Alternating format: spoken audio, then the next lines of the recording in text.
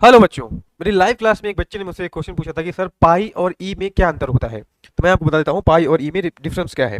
देखो पहले समझ लो पाई के बारे में। पाई क्या होता है? पाई मान लो मेरे पास एक सर्कल है ऐसे, इसकी पेरीमीटर, पेरीमीटर बोलते हैं पहले तो ये इसका सेंटर है।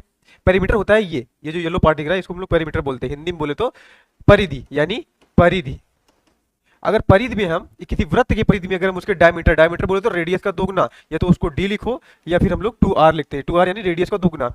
अगर हम इसका डिवाइड कराते हैं किसका, रेडियस का, रेडियस के डबल का या फिर डायमीटर का, तो एक नंबर निकल के आता है, एक कांस्टेंट वैल्यू निकल के आती है जिसको हम लोग बोलते हैं पाई। पाई एक इरेशनल नंबर है यानी अपरिमेय संख्या। इसकी वैल्यू होती है 3.14 डॉट डॉट यानी इन्फिनिटी तक, यानी जितना आप काटते चले जाओगे उतनी वैल्यू मिलती जाएगी। अब हम बात करते हैं ई के बारे में। ई क्या है? ई हमारा एक एक्सपोनेंशियल ग्रोथ है, यानी किसी किसी वैल्यू को बढ़ने या घटाने के लिए हम लोग ई का यूज करते हैं। इसकी वैल्यू होती है 2.17 के आसपास, ठीक है, अप्रॉक्स 2.17 के आसपास। इसका यूज, ई का यूज हम लोग क्वांटम मैकेनिक्स जैसे सब्जेक्ट में करते हैं।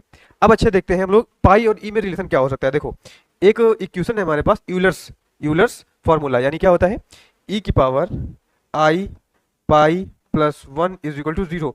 इसका यूज हम लोग, इसका जो यूज है हम लोग किसमें करते हैं, बड़े बड़े क्वेश्चंस को सॉल्व करने में, यानी मैथमेटिक्स की जो जटिल समस्याएं होती हैं उनको सॉल्व करने के लिए हम लोग इस इक्वेशन का यूज करते हैं। अच्छा इसमें इंपॉर्टेंट क्या है, ई हमारे पास एक एक्सपोनेंशियल ग्रोथ भी मिल गया, आई हमारे पास एक इमेजिनरी नंबर भी मिल गया, पाई हमारे पास एक इरेशनल नंबर यानी पाई मिल गया, उसके बाद 1 हमारे पास एक नंबर मिल गया यानी नेचुरल नंबर, और 0 एक हमारे पास क्या मिल गया, एक होल नंबर। यानी इतनी सारी चीजें एक ही इक्वेशन में आ जाती हैं। तो ये रिलेशन होता है पाई और ई में।